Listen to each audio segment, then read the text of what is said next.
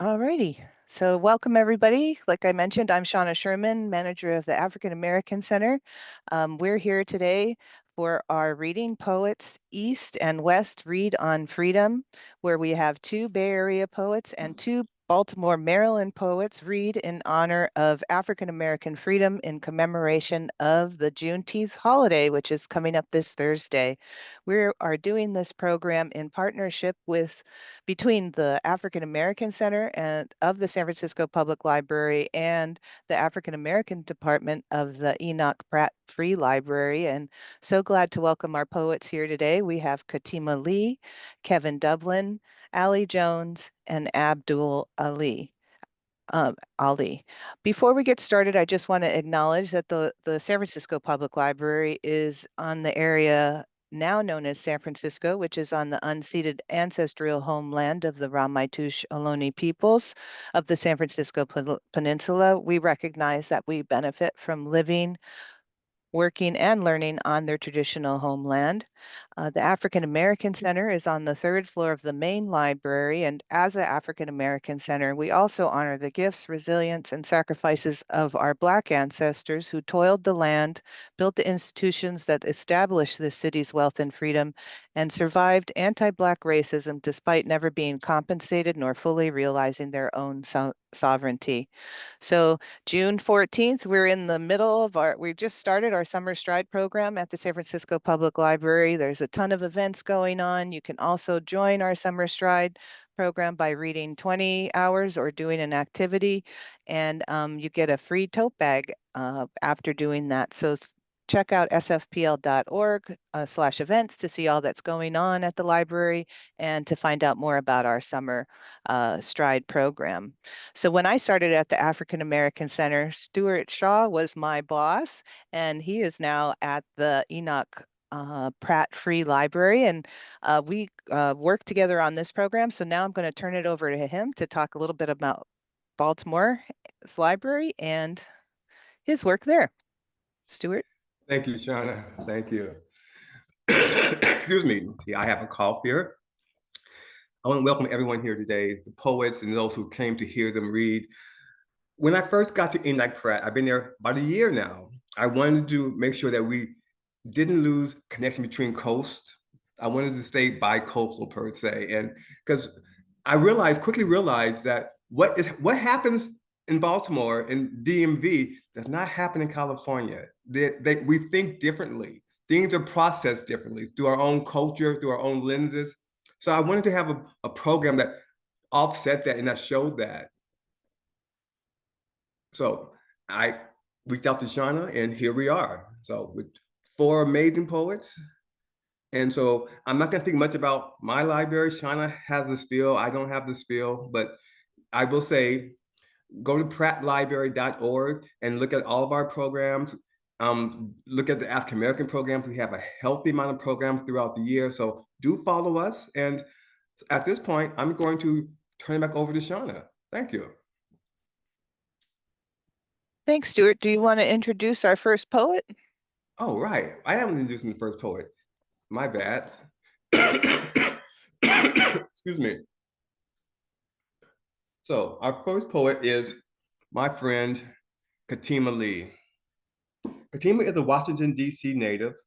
Her recent work has been published in print and online journals such as Pyrenees Fountain, Beltway Quarterly, African American Review, Gargoyle, and others. She is the author of Almost Invisible, 2016, Musings of a Netflix Binge Watcher, 2018, Transcript of the Unnamed, 2020, Mundane Things, 2024. She's a Kaveh Kahneman Graduate Fellow, a Kalaloo Fellow, and a participant of the Homeschool. Katima Lee. Thank you, Stuart. Thank you so much, first of all, for the invitation to be here for this celebration. I thank both libraries, Pratt and also San Francisco Public Libraries. Thank you so much. I am a DC native, and so a lot of my poems center around my experiences in DC growing up and how life changed. And so what I'm going to do is start with a few DC poems, and then I'm going to move into They're still DC poems, but I'm going to move into what I consider more political poems. So I'm going to start with the personal and move into the political, though we know the personal is political. But I'm going to start with some what I consider personal. Growing Up DC, and these are poems from a transcript of The Unnamed. Growing Up DC. On the bomb street in winter, a dog steals a little girl's gloves. Kids slide down hills on cardboard sleds, sand and snow slush under galoshes. The little girl cries. Her big sister tries to chase the dog, tries to temper chaos. For a moment, the little girl loses sight of her sister. The world is small. The world starts at La Bombe and ends at Martin Luther King Avenue. The little girl is small. The little girl is the world to her sister. The world is the little girl to passersby. The little girl stands on the sidewalk in a world where dogs take the little things and leave a small part of her bare while others take what they can. Downward, inertia, the world. The little girl waits and watches while everyone around her moves. Hedera. Her family grew, stretched from soil to trellis to brick. She was in there somewhere, leaf clinging to thin stem, holding to vine, welcoming heat but avoiding direct light. She knew too much sun burned layers, browning so deep stems would break off, separating her from familiar. So she grew, welcoming shade, reaching up to roof, touching gutter, traversing wood and dried clay, reaching for bird birth sky. Thank you. Legacy. I was born of Virginia Slims and Sin. My mother loves and hates that line. I was born of Virginia Slims and Sin. My mother jokes that I came out smelling like menthols and crying Marvin Gaye's Inner City Blues. My mother was born of leaving. Her father left after war and warring streets. Her mother, the queen of Hartford projects, lived on highballs, was absent between bottles. My father was born of church and Sunday dinners. He says his nearly white mother sang Precious Lord, Take My Hand, but she hated his pale skin, his godless green eyes, his hatred for Sunday dinners. His father, silent for years, died without saving him. My father left when I was 10, and God left soon after. In church, I was told that earth's soil births bloom and seed. Is it legacy to carry absence in harvest baskets, to toss shovel and spade, to continue to dig fingers deep into arid soil, hoping to sow and grow something when nothing takes hold? Okay, this next one's about my maternal grandmother. Her mythology. Like a hawk guarding its nest, moms sat surveying the courtyard on Hartford Street, elbow resting gently on windowsill. She'd sit night after summer night, watching children play and addicts stumble up and down steps, watching them go inside one of many metal doors. It said she was hit by lightning once, bolt zeroing in on her third floor apartment window, zapping her down to the bone, confirming her invincibility, changing her brown hair root to end red. All right. These next two are about my sister. Lost and turned out after the whispers. When we went food shopping, my mother would wear blue eyeshadow and heels that click-clacked up and down grocery store aisles. Like Miss America waving at each smiling admirer, she'd nod her head and grin demurely while looking for Tide, while selecting cabbage, canned salmon, and greens, while flirting with the men in the deli. She had many male friends. She had many male friends I could never call daddy.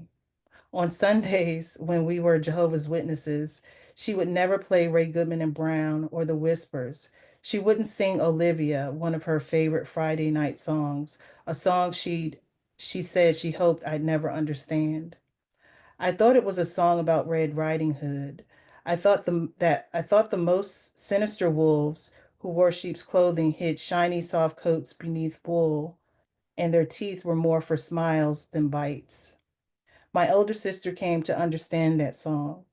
On Fridays, my mother would hum, break the chains, stop using your body and use your brain. My older sister would come home late. She never shopped with us or prayed. I imagined she was Red Riding Hood, laughing with wolves, baying at the moon, never wearing blue eyeshadow and heels. Elegy for my sister. In the park, a red bird caged in dead branches sits still, almost frozen, enclosed in a space of nature's creation. The elements welcome it by melting snow, slowing wind, raising the sun just enough to warm its wings. Below it on the ground, crocuses blossom, some with a strong purplish hue. The creek nearby claps quietly against the rocks, and all feels right in the world, right? But somewhere deep in the district, my sister haunts hallways and vacant lots, never taking flight. Sand, cement, and abandoned cars, her perch. She sleeps in high-rise catacombs, hollow spaces layered in rust, cold, dark places welcome her and others searching for atonement, apparitions to their families now. Many are forgotten, never mourned, just bones, then dust, talents never known. My sister was an artist. She'd sketch every new face she'd see, shaping eyes, shading noses. That's how I remember her now. Full tablets with charcoal images, paints, and faint memories of what it was like to have an older sister. I never understood addiction. Nothing ever helped me like that. Okay, so those poems, every time I read them, bring back so many sad and happy memories about growing up in DC. Um, the next poem I'm going to read moves into adulthood and um, just some funny experiences from that. Away from home. She's a community college student sitting with an older man. She's young and white. When the older man leaves for a restroom break, a young waiter approaches the table. She, nervously giggling, tells him she's majoring in nursing. He tells her he's majoring in finance. He wants to work on Wall Street. They share pleasantries and whispers. She says she wants weed and fun. She does not like Rhode Island. She misses home. He gives her his number. I laugh at this transaction. My back to them, I can't see their faces, but I've seen their faces.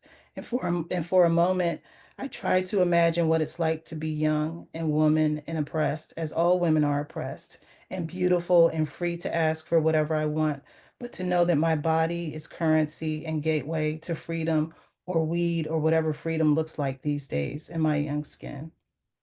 But what does this brown middle-aged body know? I have no idea what it means to be free in that way. All I know is the overcooked marlin in front of me, the non-alcoholic cocktail commingling with ice and lemon wedge. I know invisibility in public spaces and the self-imposed weight of the world, the weight of real and imagined. I know of busy mashed potatoes and sauteed spinach. I know what my well-traveled friends would call trivial problems, having to pay for solitude. I know this meal, the imported sparkling water in a long stem glass.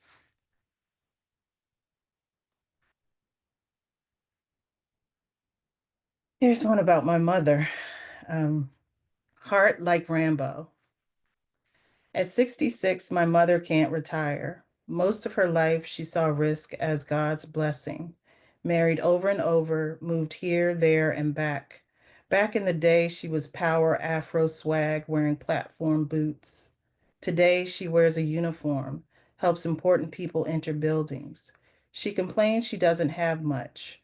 I remind her she is rich in other ways. I'm not my mother. My only risk is flying.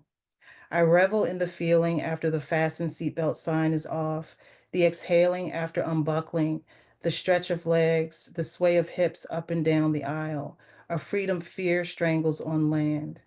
Is it possible to feel blessed and broken? Some of us hold onto safety like deeply planted roots hold on to soil. My 80s loving friend says high altitudes makes hearts strong like Rambo. To my friend, it makes sense to always be silent, to always be alert, always protecting self. He understands the need to fortify during peacetime, to prepare to build a fortress. We built forts around each other sometimes, send Morse code distress signals at first blood. Most times we exchange pleasantries then disappear. In another life, we would have been lovers planting landmines for anyone unlucky enough to find our refuge. But risk, at sea level, loneliness is an anchor.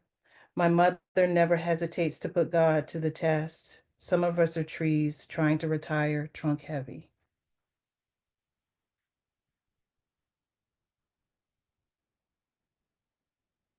Taraxacum. Sometimes I forget I'm Black, despite my brown, moly, and freckled face. Sometimes when I look in the mirror, I only see an aging woman. When asked to describe myself, I say average. Sometimes my students laugh at me. Sometimes I pretend to be someone else. Sometimes when I walk the halls at home, at work, at the mall, I'm more interested in the click clack of my footsteps. But one day, when driving through my neighborhood and seeing three little brown girls, their heads, florets of plaits, pigtails, and barrettes, leaning into the passenger window of a police car, three little girls innocently giggling, talking to someone who's vowed to be impartial, to defend, nothing menacing in that scene. I felt afraid.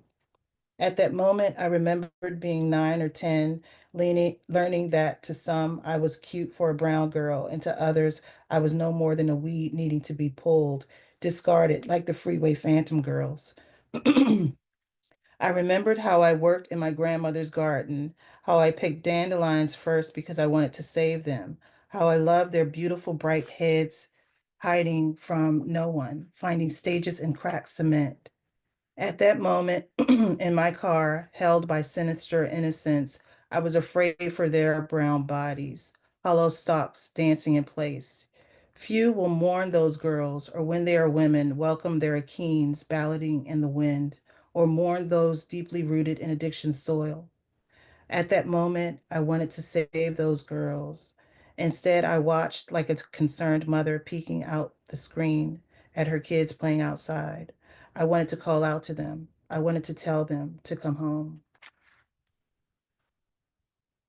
And I did not pay attention to time, so I'll just read two more. This next one is called Remembrance for six DC girls, 1971 to 1972. In the early 70s, there was a serial killer in DC killing young girls, and they labeled this killer the Freeway Phantom. And so these next two poems are going to be about that. She grew up hearing about girls who never made it to womanhood, girls whose names wore away with each decade, girls who walked the same street she walked some days and nights, at times for something to do, at times for food, at times to just go somewhere, but she always made it home. As she grew, fertile fields grew into cautionary tales and strength. This is what some girls do before they are women. They disappear. They disappear. They disappear. They are grains in the air, left floating in afternoon, evening, and night breezes, settling like ghosts on retinas.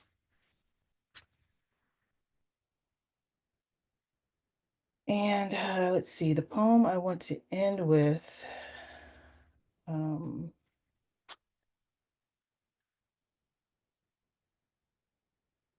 I'll end with a happier poem, I think, instead of another Freeway Phantom poem. We Carry, and this is after Nikki Giovanni's Cotton Candy on a Rainy Day and Lucille Clifton's Homage to My Hips. To be born a girl in brown is to be born between joy and bruise. Some of us learn to carry calm and grief in name brand bags and in tight crossways of cornrows. Some walk around with a don't mess with me smile. Some carry the blues passed down from sinners and saints, small breaches in rhythm wearing away mask after mask, losing beats between hits. Some of us sing between bills, between babies, between absence and loss, between wigs, loosening threads and burned ends, between lovers of big butts and the ones who praise everyone's round hips but ours. Sometimes we are like worn, non-stick surfaces. We burn anything that touches unprotected seams. Some of us learn that love, at times, is a fist waiting to find a place to plant, and living can be cotton candy on a rainy day. We learn to savor and save the sweet, to make sugary melting threads respites of joy, to dance as what's left washes away. Thank you. Let's give it up for Katima Lee, everyone. That was amazing. Thank you. That line, what does this brown middle-aged body know? That hit hard for me. And the end, the second to the last, they disappear. They disappear. Oh my God, so deep. Thank you. So we're going to move on to a West Coast poet now. Kevin Dublin will be reading next. And before I bring him to the mic, I will read his bio.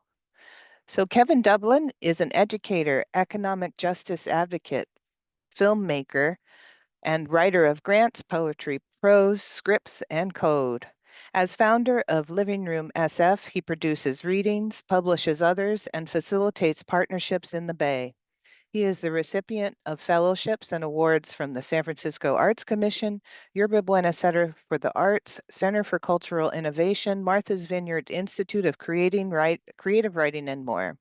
Kevin has taught writing at Duke University's youth programs, San Diego State, East Carolina University, and in the community with students from ages 5 to 105 at various K-12 schools and nonprofits across the U.S. He is the author of Eulogy 2023 and How to Fall in Love in San Diego 2017. You can find recent work in Brooklyn Rail, Plowshares, Conch, and Apocrypha magazine. Kevin lives in San Francisco, but is proudly from Smithfield, North Carolina, and believes in you and the power of collective transformation. Please welcome Kevin Dublin to the screen. Thank you. Thank you. Yeah, wow. That was beautiful, Katima. You had me just like soaking everything in. Thank you. Thank you, Shauna and Stuart, for putting this together. And I'm just gonna launch into some pieces and have them, yeah, they're just gonna go back to back. So his first one. Grandma Adelaide knew. Grandma Adelaide knew at least 4 kinds of freedom. One, the kind that came with creating life, like daffodils bloom, a climb toward sunglow, opening yourself the way fingers stretch. 2, the kind that came with emancipation, like phlegm spit with tobacco into sun-soaked soil.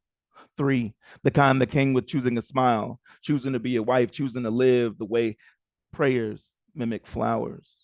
4, the kind that came with death, like the heat dies down at the end of August sun shower, and by cicada song will ever turn to the sky and to an origin story as exit wound.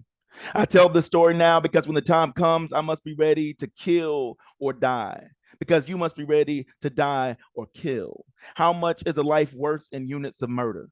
I remember communities rub against porch screen, how armpits at 13 sweat on a summer midnight. Across the street, a cousin's shadow staggers like a samba, arm around his belly as if he was his own dance partner. Hum of street lamplight innocent until it falls across blood. I heard he knew. No, I knew. I heard, I know. I knew he knew. Not to test a straight shooter aiming a pistol. I remember driving a white Honda Civic with student driver written on the back, waiting to turn at a red stoplight onto 301 from Booker Dairy Road. I'm 15. Coach Spraggins beside me, reminded me to keep your hands on the wheel now, keep your eyes on the road as clouds skate away from the sun. shimmers worn across wing veins of a honeybee crawling my left hand as the stoplight flashes to green. My time has come. She stings me before I shake my elbow to shoo her away. I pain. I almost cuss. Forget how soft survival is, how warm. I watch the descent of her sad and aware corpse. This moment, a reminder that all bees share an ancestor who were a carnivorous wasp. The way most origin stories share a common source. Once, everything was one and we were darkness. We were as deep as the rumor the universe knows is true. The first images of black holes are all-encompassing darkness pulling in a base ring of light. Nothing escapes the drag of event horizon. Not small stars, nor moons, even planets absorbed and reduced to heavy black singularity. Like a blade tip, no better a bullet. Wait long enough and scientific theory catches up to other origin stories, how the universe began from a single point, and they call it the Big Bang. You, me, all of our stories, exit wounds spilling the desire to be one again. When a friend leaves San Diego because of love or something. My brother once wrote, "Nothing is sharp or simple." Not even the scissors used to open Amazon boxes, not even a bite on the lower lobe from a new lover or a sniff of the stained front seat of a thong, not even the gray cat with chips missing from pricked ears who squeezes between the cement stoop and has never climbed past the second step. We've all been hurt like the fall of coyotes howl after a kill in Hillcrest Canyon brush. Some of us still wear pain like a smock over our whole fronts and heavy at the neck, a dead grandfather's forehead under lips, a rough touch in Saturday showers, or capybara smear unscrapable from curb. I'll hang yours if you ask me before you clock out. Each night with herbs extinguishes the embers of despair a bit longer, turns them over, buries them in sand. There comes a time when things are sharp and simple, like splinters along the boardwalk into bare feet, like barnacles, all sessile and heartless, glued to pier posts, like the fenced shorelines cut into ocean whispering una via to the beaches. Now you're leaving. The one-way border became too much to bear. Your self-deportation, a decolonization of the heart. Ars Poetica. From Forrest Gander's What It Sounds Like.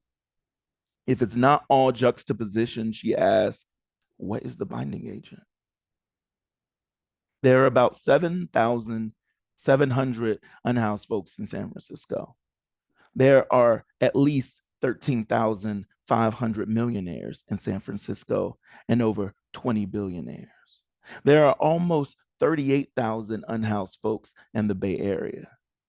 There are over 275,000 millionaires in the Bay Area, over 600 millionaires with hundreds of millions of dollars, and around 60 billionaires.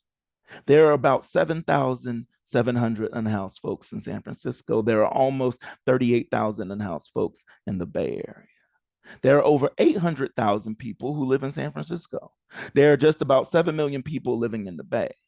There was around $1 billion spent annually by the city of San Francisco to public health, homelessness, and supportive housing and community development, human services, and children, youth, and families nonprofits.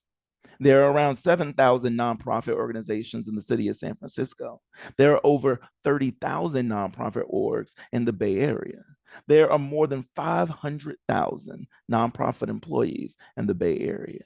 That's 500,000. And the average salary at a nonprofit is less than $45,000.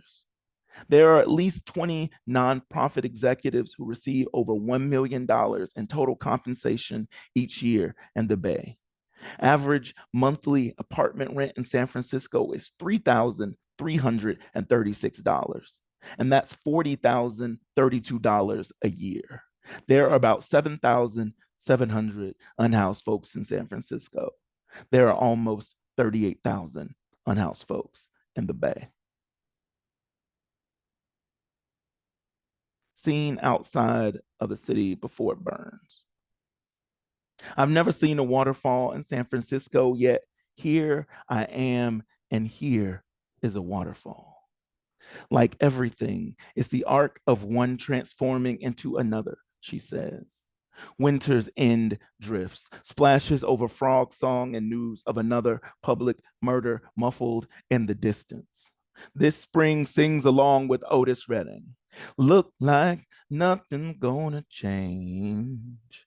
Everything still remains the same. I kiss like a bird of paradise my lover's cheek. Shadows eclipsing a short habit in my right hand. One drag and everything beyond eyelid silhouettes. Two drags, I forgive my father for rowing ashore and leaving his boat. Three drags from the water. Americans rarely want to be anything but Americans, yet believe he worked his whole life with his hands because he couldn't stand not pushing a mop. Today, my wife contemplates how many barefoot years we would survive, laceless as we are in the wilderness. I remember and say, we're already here. She waits patiently for another light. How many centuries does it take for a glacier to carve out a bay? One of us asks if the water speaks other languages, and the other asks if it speaks mountain. And either she or I or someone asks if ice is another word for genocide. Translate morning into a season as autumn.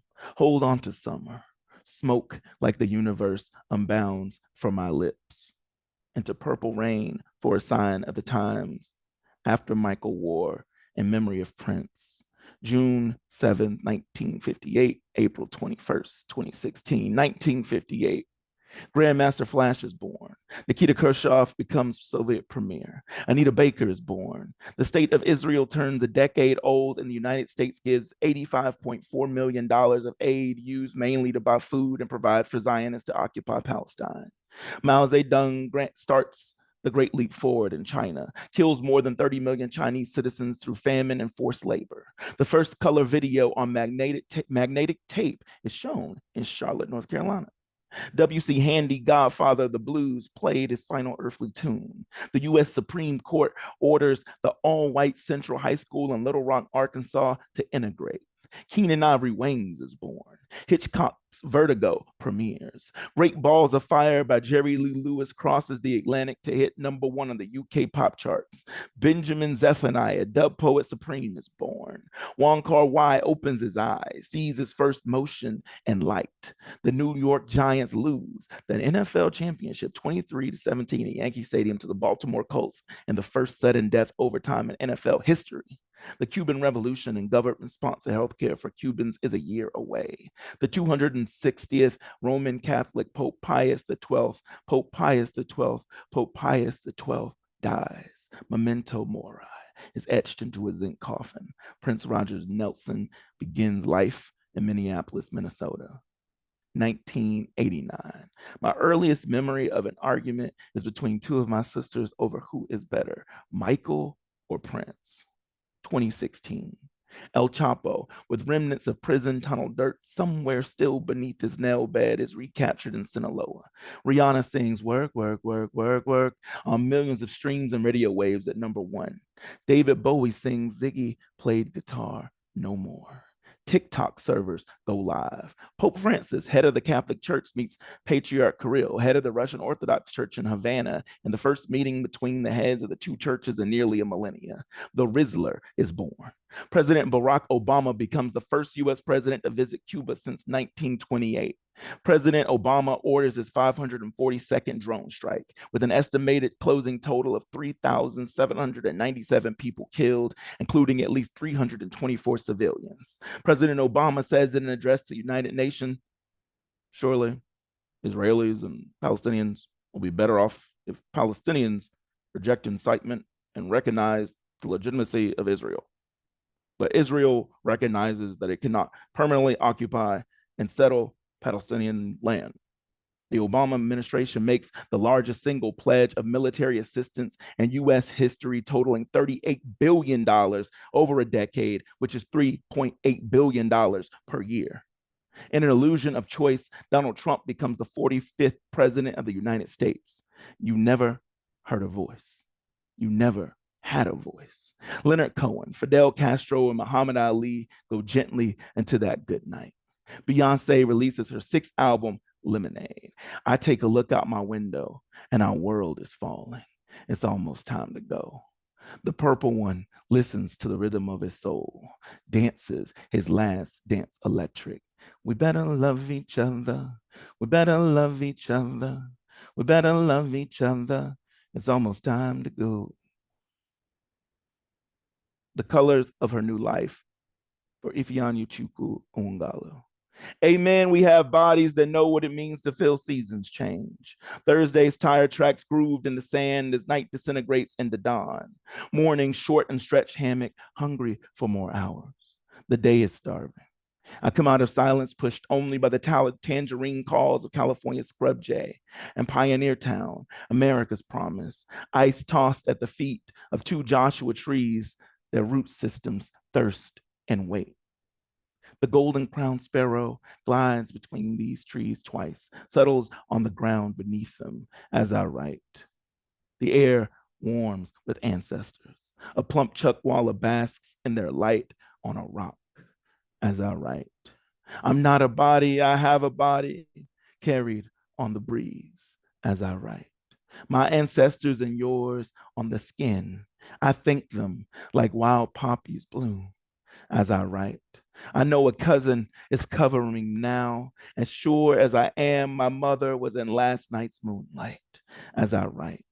A man I have never met toasts my sideburns. I turn my cheek towards trunk of the tree as I write.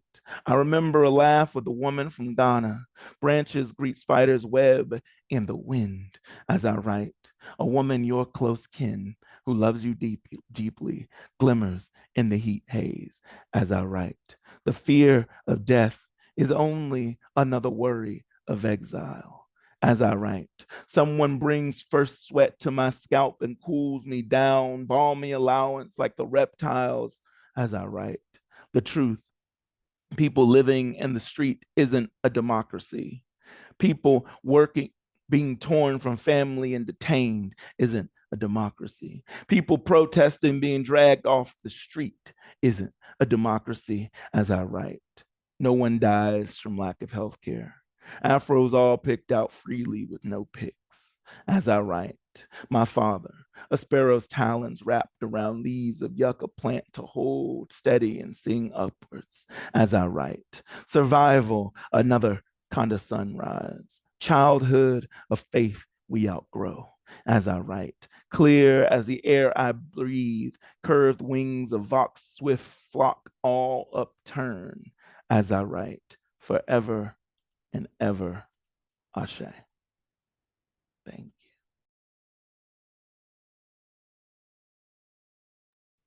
Let's give it up for Kevin Dublin, y'all. That was amazing, Kevin. So powerful. I always see you host a lot of things, so it's so great to hear your your words. They're amazing. So amazing. Before I bring up our next poet, I have a poem to share. A quick setup. The poem is in the voice of what I call a runaway freedom seeker around the time of the American Revolution, and set in Philadelphia, which was the first. I guess it was still a colony when they emancipated the enslaved people there in 1780. But after a few years, it wasn't so nice anymore for folks. There was a July 4th celebration where the white population blocked the black population from going to it. So that's what this poem's based on. Dear Freedom, Philadelphia, July 4th, 1805. How I always felt you were with me, even when I bound, even when the lash, even when you gave me 2 days along the river alone and then took it away. I'm thinking of you today, freedom, when the law on my side and still confusion over how to define you. I have my time, but not my dignity. I'm still swimming in the dirty water we use to soak the washing. Tell me, freedom, will society ever look past my skin? Will the world ever peer into my dark soul and call it green? Oh, how I long for you, freedom, for a seat on the other side of the yellow meadow. I'm willing to cross for you, freedom. Are you willing to erase the lines that designate where I sleep, where I play, where I pray? Answer me, freedom? All right. So that was my little contribution to our reading tonight. Let's get back to our poets. Alie Jones is our next poet up who will be coming up to the mic. Before I bring her here, I'll read her introduction. I mean, her biography. Alie Jones is a self-care advocate, writer, artist, and Creole mermaid. She is a founder of Bodacious Bombshells, a wellness collective in Oakland. Alie is passionate about centering our breath work as sacred and hopes to build a legacy of awareness and expression. She is the director and co-founder of Black Freighter Press, a revolutionary press committed to the exploration of liberation. Alie graduated with a BA in Cinematic Arts and Technology from CSU Monterey Bay and a minor in Creative Writing and Social Action. She received her MPA from the Middlebury Institute of International Studies, as well as a MFA from Mills College in Creative Writing. Alie is the host of the podcast called Chit Chat with Aliecat, which explores self-care practices and journeys of self-love. Please join me in welcoming Alie to the mic. Thank you so much. Thank you, Shauna, and everyone, and Stuart for this invitation. It's absolutely an honor. As we know, there are multiple things happening in this country, and Black folks have never been free, right? If we're being honest. But I think there are expressions of liberation, and so I hope that we continue to explore that together. And I want to just start us off in some breath, as Shauna mentioned in my bio. I think it's important that we get back into our bodies. And so wherever you are, if you just want to start to notice your breathing, whether you close your eyes or look at something in your space, just taking moments to extend your exhale. As you breathe, I want you to just take some time to listen, to slow down and notice your heartbeat.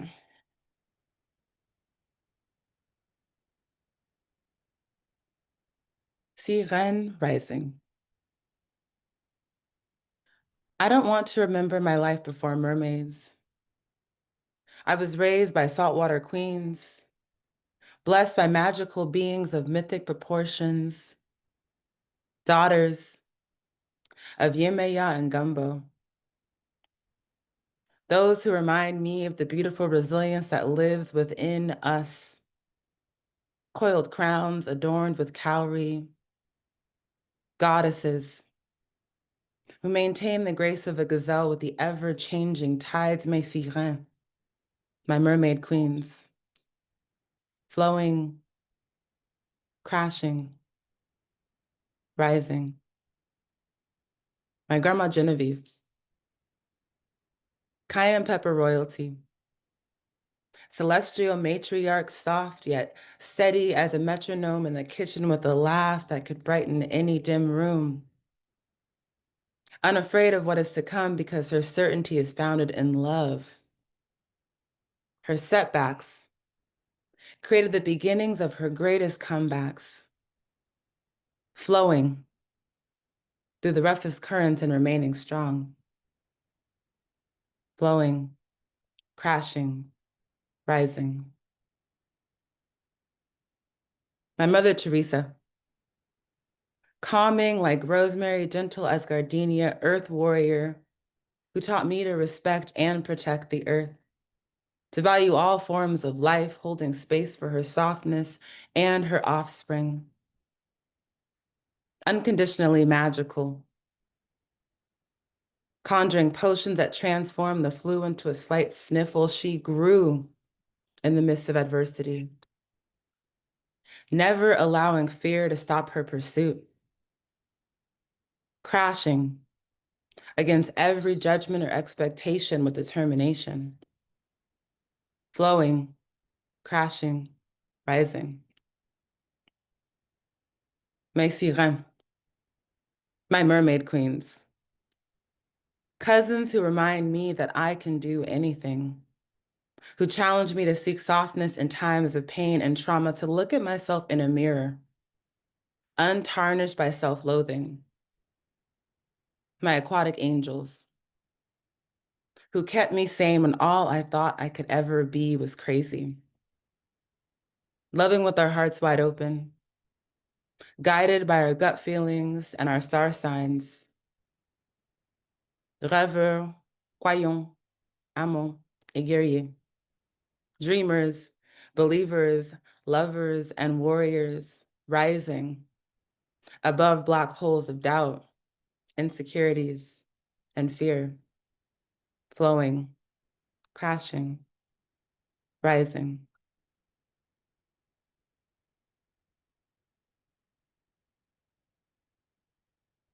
All right, that was our first piece.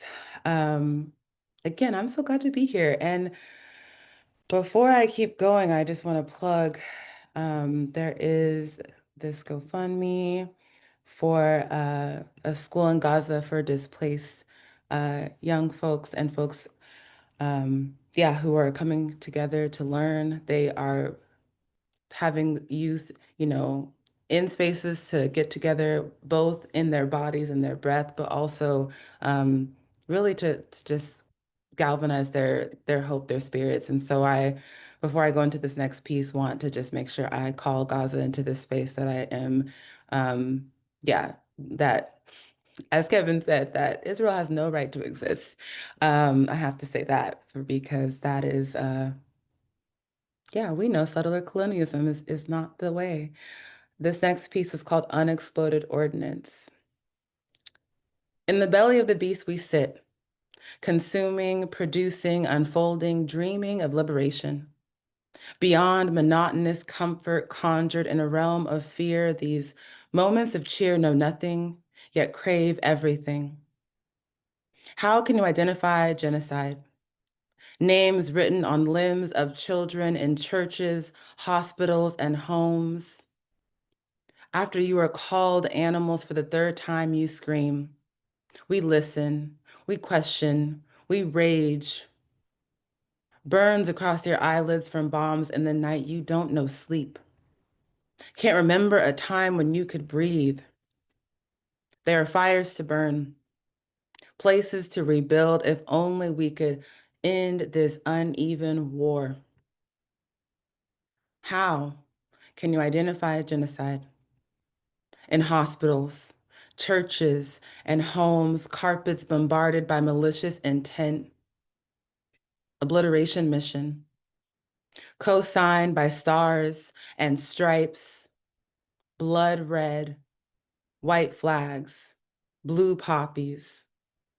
The isolation of oppression will not persevere.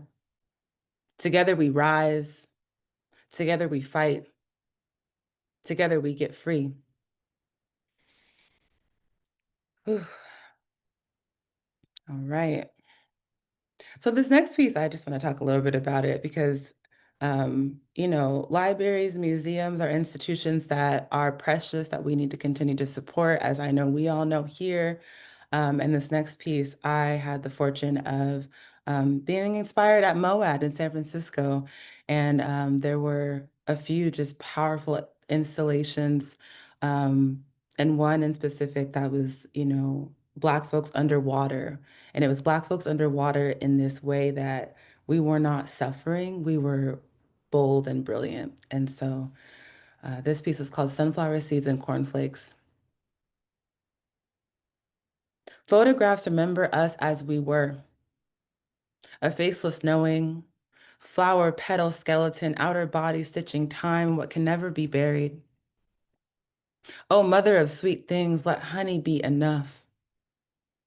Golden rays peek into coves, clear cerulean sapphire spills into deep indigo to struggle, to fly, to fly, to struggle. When everything changes, spirit remains.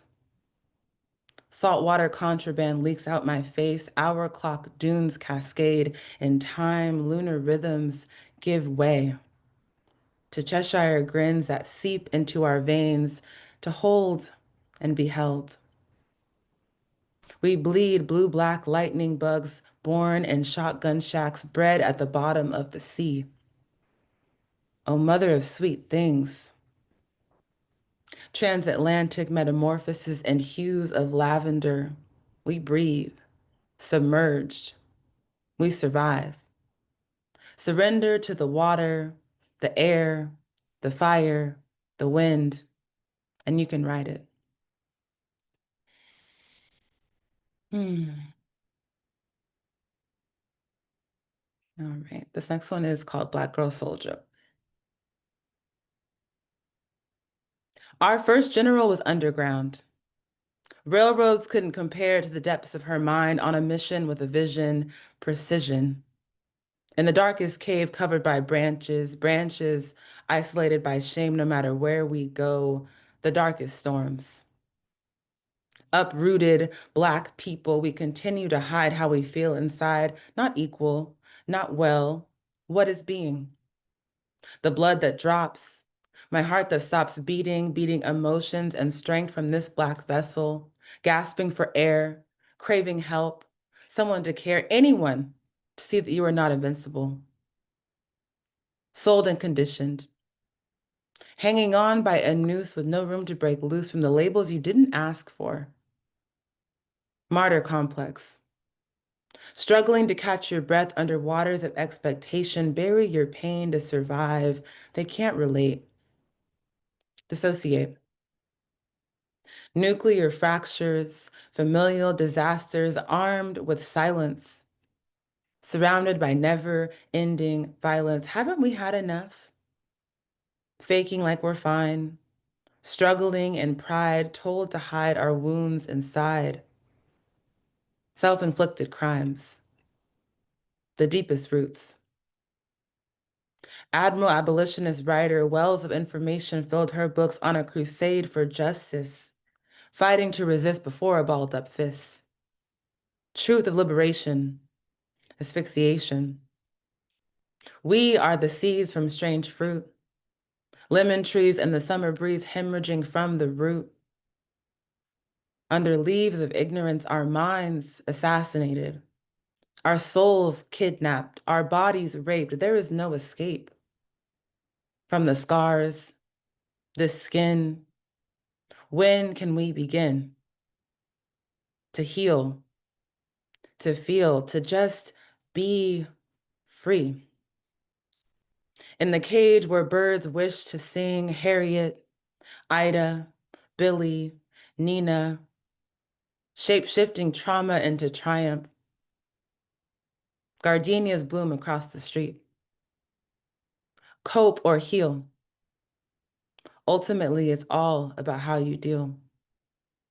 The deepest roots hold the darkest storms.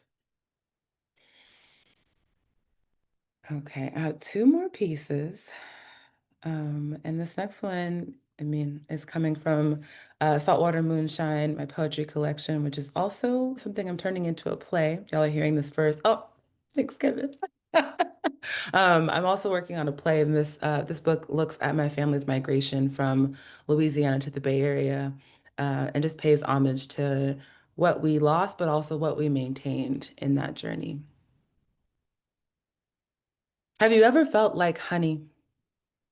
Soft and tender, sweet and luscious, ripe and ready for everything. A full glass of water, breeze flowing, geranium fragrance, sand between my toes, grains of rice between my fingers, the smell of rain. Liberating like breathing deeply. Watching the sunset on the water, moon in my mouth, ball of yarn turned blanket. Placemats, crocheted moments, and the coast belongs to our ancestors. Losing recipes like languages on tongues frozen in time, magic lives in these taste buds. Swelling with sacred medicines you call recipes. 3 cups of laughter. 2 cups of courage, whole heart or nothing. A 4th cup of roux in this fricassee. A teaspoon of sea salt tossed over your left shoulder. A half teaspoon of faith, just in case. Season to taste. and remember to say grace. All right, so this last piece I also want to talk about a little bit, and I'm dropping another GoFundMe, y'all, because this is where we are. Mutual aid is going to get us through. So this piece is really dedicated to Black women, specifically in Oakland, to Black women and girls who are being trafficked, sex trafficked. And in this work, I have had the honor of working with Mama Amara Tabor Smith. She is a cultural heartbeat pillar, someone who just moves mountains for all of us. And she's currently being displaced from her home in West Oakland. And she's taking care of her 96-year-old mother. And so I urge you all to take this link, to share it, to donate, to tell your people. She pours so much into us. She should not have to worry about where they're going to live. And so that's the first place I gotta go before I do this piece. I dare you. Black women make up 40% of human beings trafficked in the United States. I dare you to see Black girls. Witness the almond-colored triumph in our eyes to recognize Black girls beyond the colonizer lies. I dare you to release. Instant gratification and exploitation, our pain cannot be fixed with a Band-Aid. Black girls are not a gas station or a shopping mall here for your entertainment. We are short and fat and thin and tall, wilting and blooming, so much more than the eye can see. We wear crowns that can get heavy. I dare you to hold space for Black girls who bloom in a drought, Black girls who ask too many questions and don't learn from our mistakes, from the sweetest sunflower to the thorniest rose. I dare you to embrace Black girls falling apart in front of you, who are too loud, too fast, and have an attitude. Black girls with beads and barrettes and scars we can't forget. I dare you to be courageous, to stand up and love Black girls who could use a hug or two, deserving of care and adoration, mama, mentor, auntie. Nurture the mending. You are a mirror of joy and affection. Granny, teacher, sister, I dare you to stop saying this ain't your problem. To stand up and fight. Be the glimmer of light. I dare you to protect Black girls. To shine brighter than the storms you face. To be a lighthouse when fog rolls your way.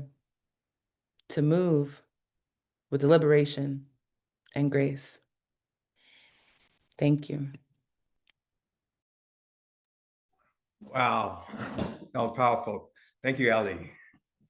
And I want to thank all the other poets that went ahead. Kevin, Katima, you guys are showing it what it's really like to be a poet and to put the word out there.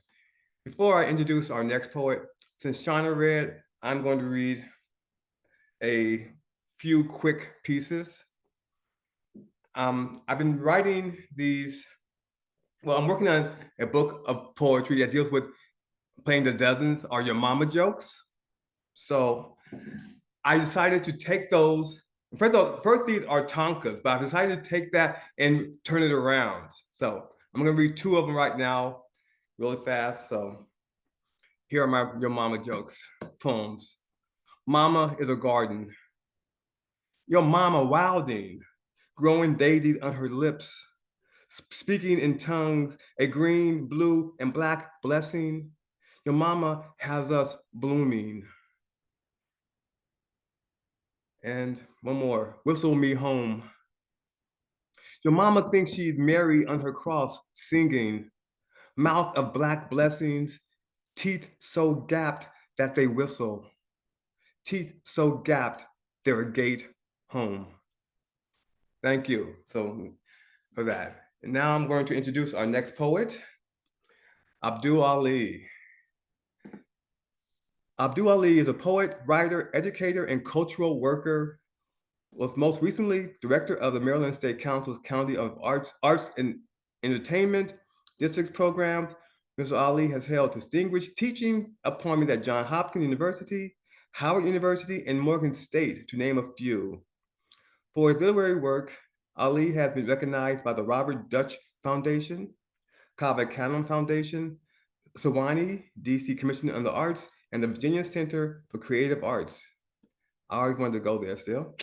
He is the author of Trouble Sleeping, which won the 2014 New Issues Poetry Book Prize.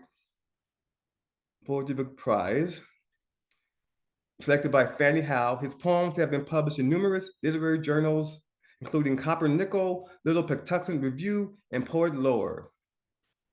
So at this point, I'm going to introduce you to Abdul Ali. Thank you. Thank you, Stuart. And thank you, Shauna, for this wonderful East Coast, West Coast exchange, and all of my fellow poets. I really, really enjoyed hearing your words and the call to action held within. I want to begin by thinking of all of the ways that the poet, the lyric historian, can approach the idea of freedom. And I want to begin with a literary ancestor's words, Miss Lucille Clifton.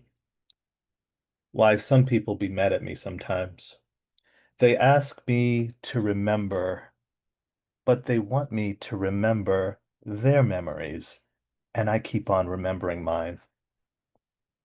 I believe there's a freedom in us getting the record straight. Our histories are being co-opted, erased, and I just love what you're doing, Shauna and Stuart and my colleagues in sort of getting the word right, setting the record straight, and working in community, not just writing beautiful poems, but making them matter to our families, our members in our communities, etc.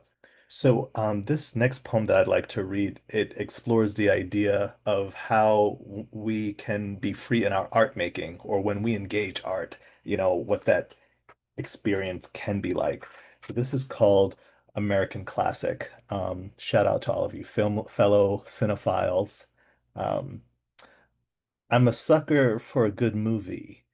My appetite for images swells as the light jet streams, dotting the white screen, cutting holes in the dark. Rays wash the audience. Spike Lee narrates my dreams, a feature set in Brooklyn, long streets, dog parks, barking, West Indian pigeon Englishes, neon colors, hot red tomatoes, cool limes, and Johnny cakes and parades, rioting color.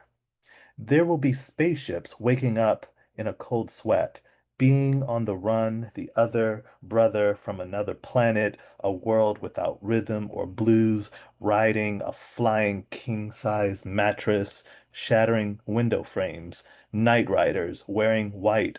This will be remembered as a classic film, not as in the classic, the one that haunts my youth, Birth of a Nation, classic, as in enduring, definitive, forever, to see yourself on screen, not as yourself, but a minstrel, the betrayal on repeat, how to start over, impossible.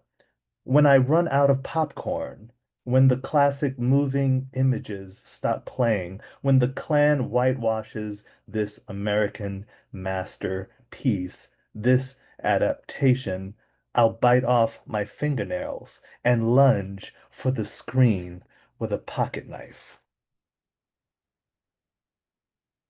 Okay.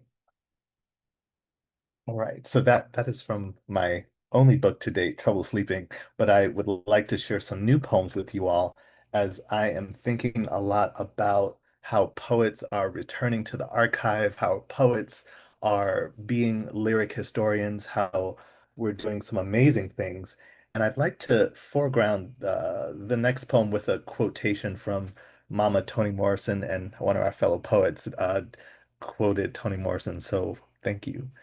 Um, in an interview, Toni Morrison says, I regard my responsibilities as a Black writer as someone who must bear witness, someone who must record the way it used to be, but I want to make sure that a little piece of the world that I knew doesn't get forgotten. And I just love that so much. That's going to be an epigraph to one of the sections in my manuscript. And so this poem, I think, comes out of that quotation. This tiny utopia nestled in the archives. What I remember most are the lawns, lines the mowers made on the deepest greenery, the sparse trees that lined the neighborhood. Remember the peach tree in the backyard? The modest, semi-detached homes filled with people that looked, spoke, and drove Buicks like us, the airplanes that flew over the roof daily on their way to LaGuardia Airport, the green and white lawn chairs that made tic-tac-toe boxes on my legs, and me counting the clouds, which I mistook for fat-ass sheep, the extravagant Sunday church hats that moved like ceiling fans, the holiday parties and basement parties, the slow drag, the red bulbs replacing the white, and in general, feeling like a silhouette peeling from yourself, stuck in the background, wanting to move center on the dance floor. Watch me get down. Uh, so I am an unapologetic jazz head, and I think everyone, if you've seen Sinners, like we have to claim our history, our music, and know that it doesn't just go away. It sort of improvises and changes shape, so we can love jazz and still love hip hop. It's not a contradiction or whatever is the next. So this is called On Listening to Kind of Blue, which I still listen to whenever I need to write, but I listen to it incessantly as an undergrad, and it helped get me through. On listening to Kind of Blue, I've memorized each lonely solo, the movement of mouth to brass, dragging the blues out of the cotton fields into cafe society. Here is an education, a noble origin story. I keep swallowing my own breath, experiencing each note in reverse, and when the set winds down, lights fade. I hop on my toes, waving my handkerchief. Yes, yes, yes. Um, Oops, how are we doing on time? Don't want. We're good? Okay. Um, So another when we're thinking about freedom, I think this is Juneteenth, this is Black Music Month, but this is also Pride Month. So I wanted to give a shout out to my LGBTQ brothers and sisters, and I wanted to read this poem. Love is a lonely condition. Let's assume that we meet, move in together, devise a plan to build a life. There will be the losing of one world, a familiar one, and the creation of another, a foreign one, where my parents likely won't be cheering for us. The world as we once knew it, depopulated, strange flowers, stranger allergies. And after all that loss, will I be enough? Tell me, beloved, are you ready for this journey? Okay.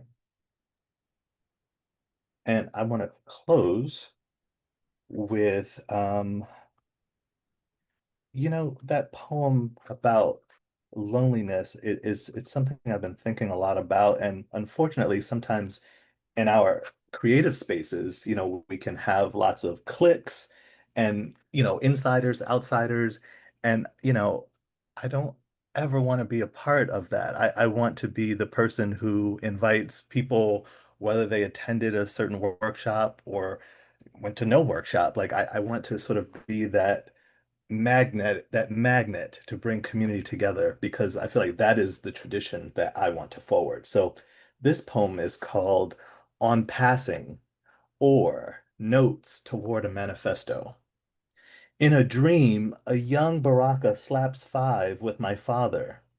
They ask when I last got some pussy or whooped someone's ass. On one side of the street are the Black poets, their closed memberships, spider-fingered handshakes, invitation-only parties, tossing my journal with my father. Bullshit, bullshit, bullshit. I'm soft-spoken.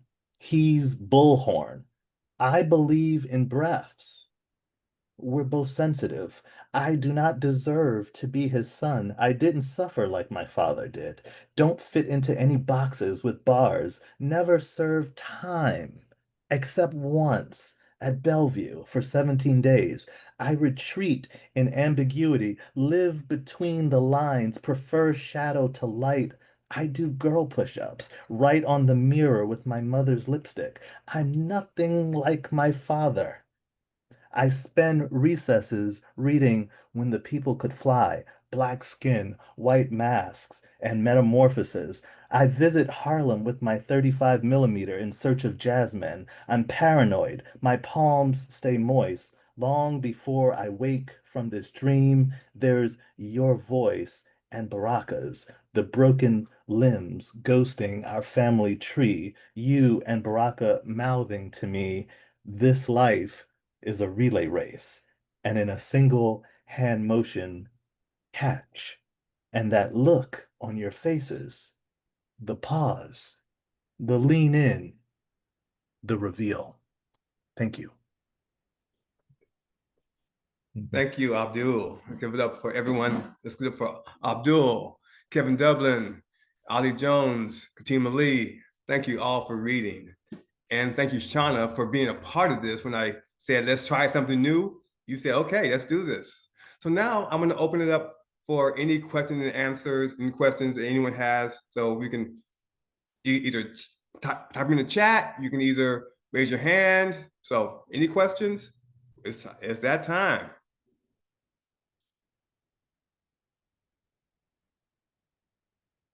Okay. Well, I'm gonna do more cross-country collabs too. Yeah, I have all kinds of ideas, so stay tuned. So anyway, I want to say thank you everyone for coming. Thank you for the reader. Thank you for the people who showed up to hear all the fabulous poets. And I say stay tuned, there's more to come. This is not gonna be the end. This is the first of many to come. So thank you, everyone. Yep. Thank you. Thank you, everybody. So good working with you, Stuart. I'm so glad we're going to try to continue this. And thank you to all our poets. That was such amazing work. Check us out, sfpl.org, and at the Enoch Pratt Free Library. PrattLibrary.org. Great. Yes. You all have a great rest of your day. Yes. All right. Bye-bye.